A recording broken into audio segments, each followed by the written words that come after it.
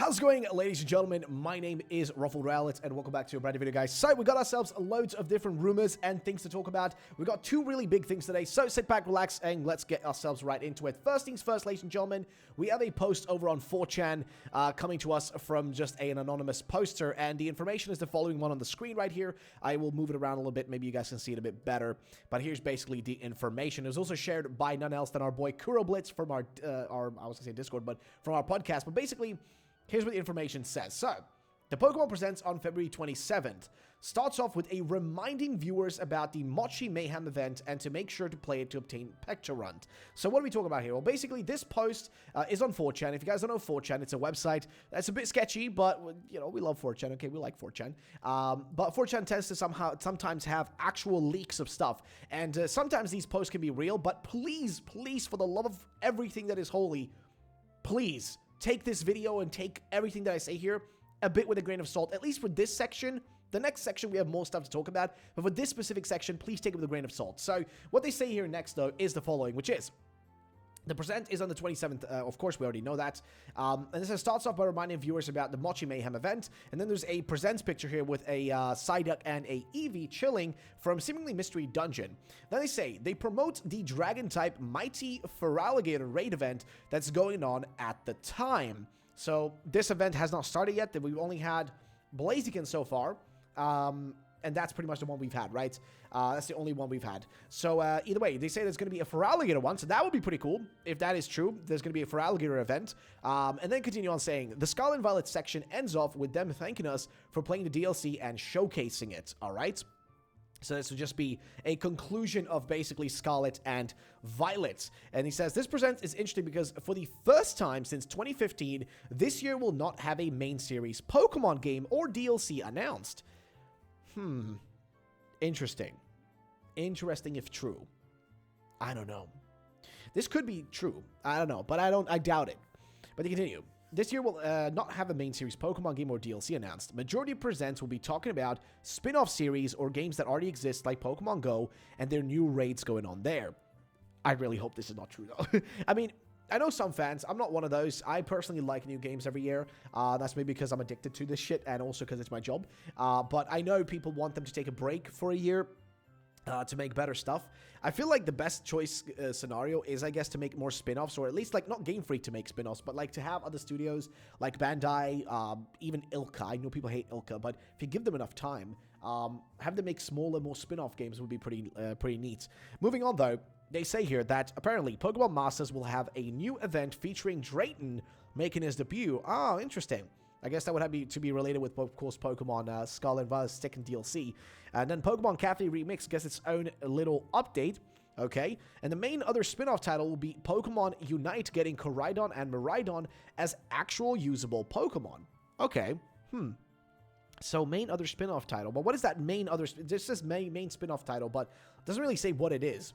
Just says main other spin-off title will be Pokemon Unite. Oh, okay, his main other spin-off is Unite itself.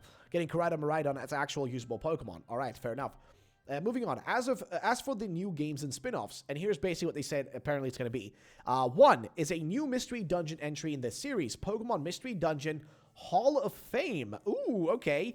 Entei, Raikou, Suicune will play main roles in the series, while their Paradox versions will be major antagonists at the very end. This game will be a little bit more different than the previous Pokemon Mystery Dungeon game, since you and your partner will play very different roles in the story, and aren't always paired up together. There are some parts of the game where the gameplay changes up, and instead becomes a real-time battle system.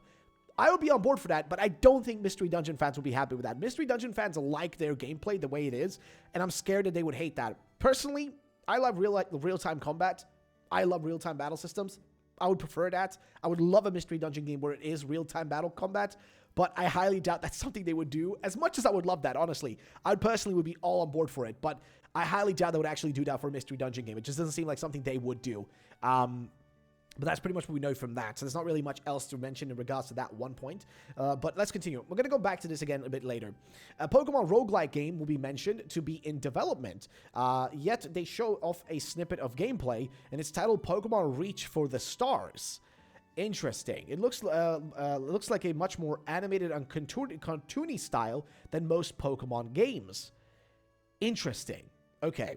So a roguelike Pokemon game. I would be on board for that because we do have Pokemon Emerald Rogue, which is an actual Pokemon, I think, ROM hack fan game. Emerald Rogue is a Pokemon ROM hack where you play a roguelike, right? It's a mouthful to say, but there is a game like that made by the community, and people love that game. People loved it when that was out. So having a roguelike game specifically made for Pokemon, I would be all for it. Honestly, I would be all for it. I don't mind. I like spin-off games, so I would be totally for it.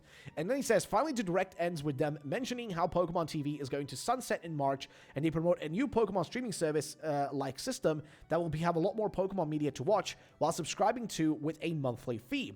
They will start with a free trial at first, and it will be called Pokemon Now.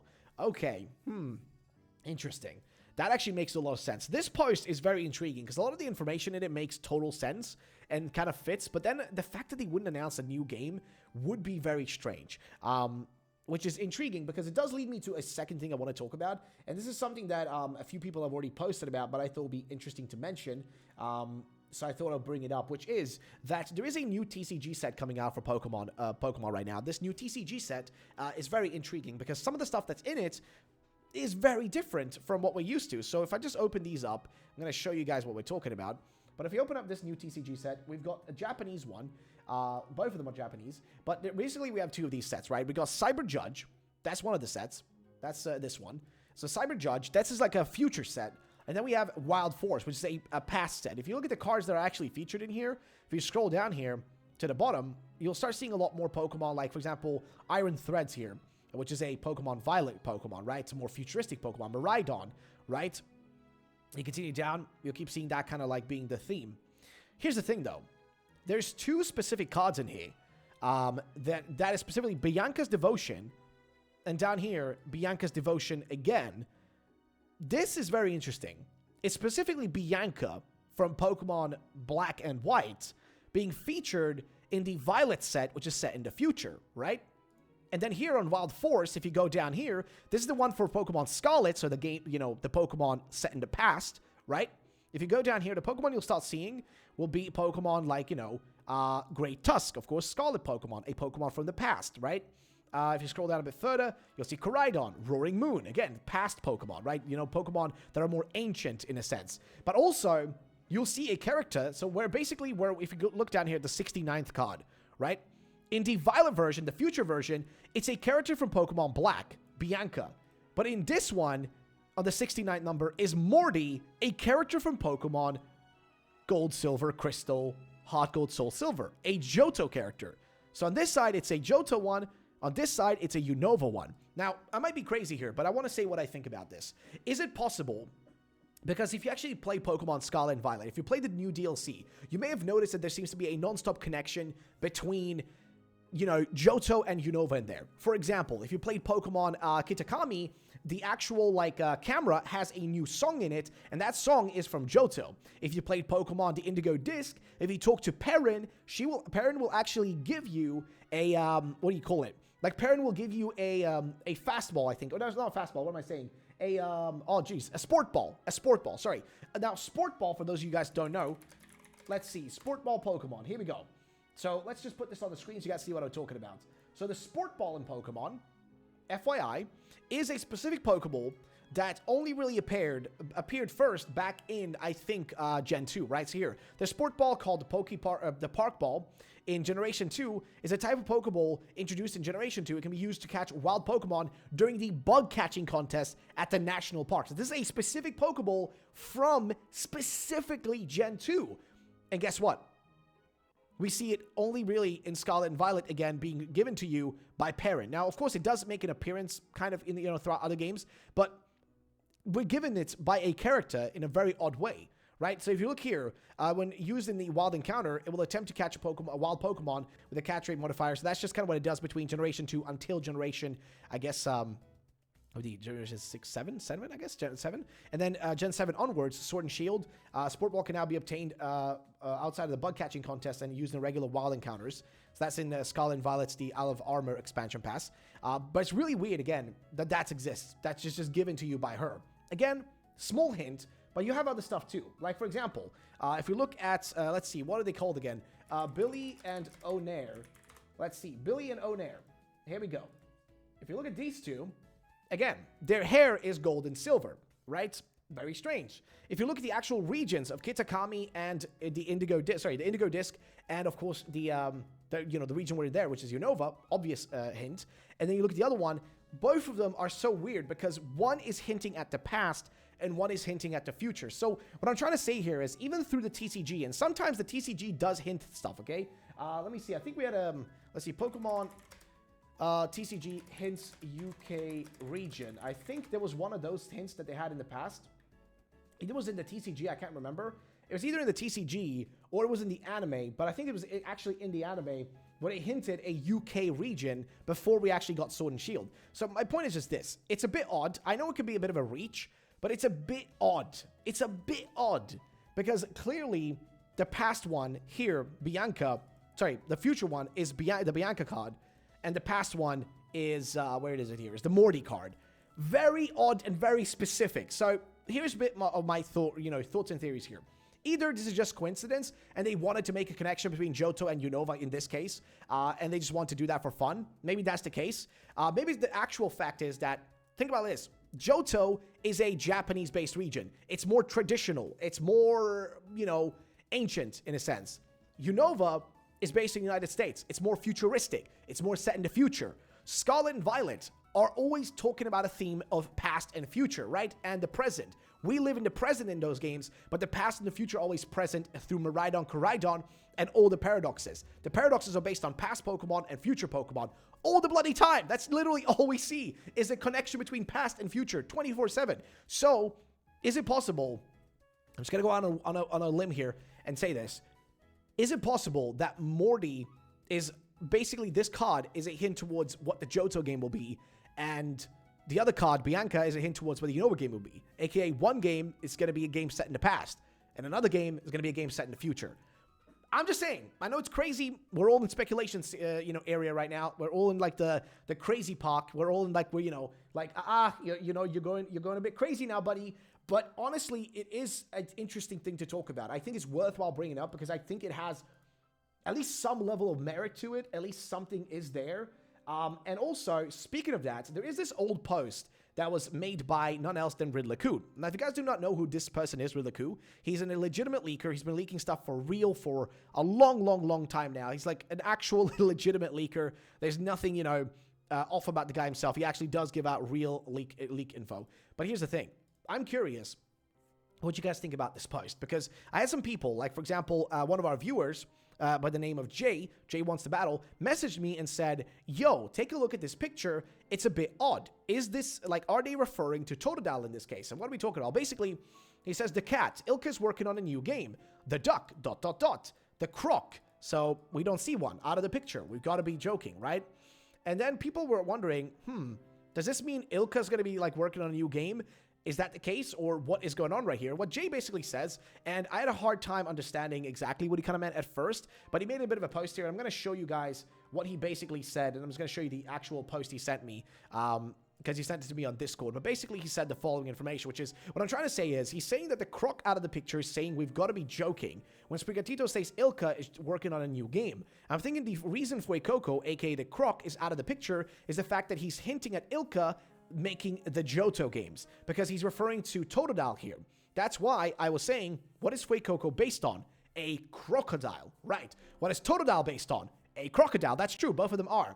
And what are they both? Starters. That's true. I'm pretty sure that what he's referring to in this post, I sent you a link to the actual post, and Dusty commented on it, as well as Lumios and Kayla and a few randos, but that was what my theory was at the first, was that Game Freak was going to hand over the Johto games to Ilka while they make the UNOVA games. But anyways, not to get too carried away, that's what I think he's trying to riddle and hint in this post, unless he was dead-ass trolling, but we know Ku is known for trolling, and it's not really trolling. This is not, it's not a troll. It's a whole ass riddle. If you didn't cover this, I think you should, because it's low-key something big to cover. I'm pretty sure you're aware of this post, though it's up to you to decide to when I talk about it. But yes, I did talk about it. He says, that he felt like, no. He doesn't want to, hope that this is the case. But yeah, it's, nonetheless, that's his theory. I think it's an interesting one. But it's not troll. It's not a troll from RuffledRowlit. He doesn't troll with stuff like this. He's actually serious oftentimes when he's talking about this kind of stuff. Now, as for people down here, I didn't really see a lot of like replies that kind of, it's mostly people just that were scared of Ilka making the next games. But the fact that he said Ilka's working on a new game, which is what he said to the Duck, and the Duck is just, you know, terrified. And then the Croc out of the picture, again, the Croc, you know, says, we've got to be joking. Why is it we've? That's my part. Why is it going to be we've? Like, why are we why is it that we are joking and not the other way around? It's just a bit odd, okay? I'm going to be real. It is a bit strange to me. It doesn't make a lot of sense in my opinion. But I don't want to die on that hill. Nonetheless, though, is this him hinting that we're going to get a Johto game, but it's going to be made by Ilka? Is that what's happening here? Is the crocodile outside of the picture Totodile? Is that what we're looking at right here? Because that seems to be the possibility here. That could be the case. It could be that Ilka is making a Johto remake, a basic Johto remake, which also would make this whole connection with the cards here make sense. Basically, I would imagine it's something like this. I'm going to put it just in a blunt term, okay? And I'm going to put my camera real big, okay? Listen, I think it might be something like this. One, we've got Game Freak working on a UNOVA game. Now, when I say UNOVA, I don't mean Black and White 3. I don't mean anything like that. I'm talking about an experimental game. A game based on UNOVA, but it's not a basic remake. It's not a remake at all. It's its own thing. Similar to how Legends Arceus was its own thing. It wasn't actually a remake of, you know, it wasn't a remake of Sinnoh in any sense, or it wasn't a remake of Diamond, Pearl, Platinum, etc. It was its own new thing. And I think that's what we can expect from the UNOVA game. I expect Game Freak is working on that. And that's where they might feature some new things, like, for example, the Synchro Machine. The Synchro Machine that lets you control a Pokemon and beat an actual Pokemon. I think that feature might be expanded upon in this sort of thing. But that's not all.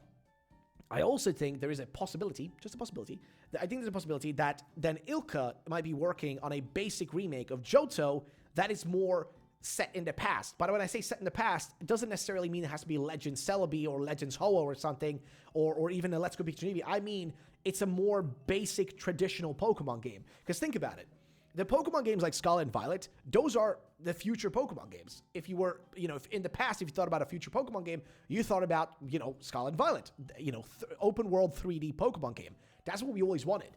So is it possible that the UNOVA game is basically a more like, you know, modern Pokemon game? It's more futuristic Pokemon game versus the Johto game being a more traditional Pokemon game, more old school. The same way that Kitakami was more traditional, felt more old school, more Pokemon, felt more like, you know, what we're used to. And then this other game is going to be more futuristic and more different and more trying new things out. Like, that's what I think this is all about. That's where I land with my speculation. That's what my prediction is, at least based on this, like, based on these, like, the fact that the cards are leaving these weird hints, man. Like, it's such an odd thing to do. Such an odd thing. I know you might be like, yeah, but it's just Morty and it's just Bianca. Who cares? But still, it's so weird that it'd be these characters. You know what I mean? Like, it's just so weird that it's these specific characters. Like, out of everything, it's weird choices. I'm not gonna lie. It's very weird choices. And keep in mind, this set, right? Keep in mind that this card set is supposed to have a Japanese release on January 26th. So it's very soon, right? Very soon. And guess what? We have a month from the release of this. This is on January 26th. A month from then, we have the release of the Pokemon Day, right? The actual trailers for the next Pokemon games or whatever else is coming next. So I want to know what you guys think about this topic in your opinions, because I'm unsure about what to think. I'm unsure. There's still a bunch of other stuff I want to talk about, but this is some of the stuff I thought would be worthwhile to bring up today. But I want to go back to this post that we were talking about earlier. So this was specifically that post made about there not being another game. And some of the people here replying, for example, Takuro was saying, like, Vivol, for example. Shout out to Vivol, by the way, makes some great videos. Everything actually sounds quite possible, to be honest. I think it would be good if they pushed back the main games in order then to be polished up. But I honestly wouldn't mind if this is all we got. But that's the thing. A lot, like, it doesn't feel like this is going to happen. I highly doubt that they would have done so much preparation and hype. And also, like, the fact that the Pokemon schedule is still stacked. They still need to get a lot of stuff out. And unless they think that they can just keep the franchise interesting enough for the next year with just raid releases in Pokemon Scarlet and Violet and probably just spin-off games, if that's enough, in their opinion, to keep the franchise alive until basically for 2 more years. Because remember, we got to go through all of this year, 2024, and then wait all of 2025 for another game to release. That's a long time. And I highly doubt that they would do that, because the last time they did that was in 2015. And they haven't stopped the streak since then. They have literally not stopped. And I highly doubt, that they would stop it now. As for the stuff that's in here, I'm going to reread this again. But basically it says, you know, that it's not going to be really in new games, but the stuff that is mentioned, like, for example, Mystery Dungeon Hall of Fame, like, the idea of having this game with possibly a real-time battle system where it, like, changes up in some parts, actually would be pretty cool to me. And also, having Paradox versions be antagonists of Entei Raikou Suicune, I actually like that, but it does sound like a you know, kind of like a fan fiction dream of what they could do. I would love that personally, but I find it, like, to be highly unlikely.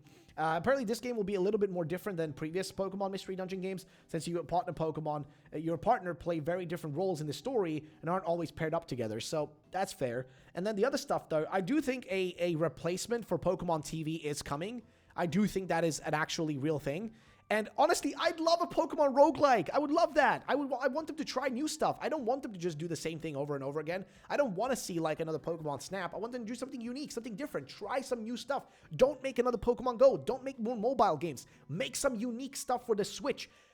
Make something that's worth investing more time into. Like, I'm gonna be real. Pokemon Snap, cool and all, but there's not really much to do in the game. This game is pretty lackluster.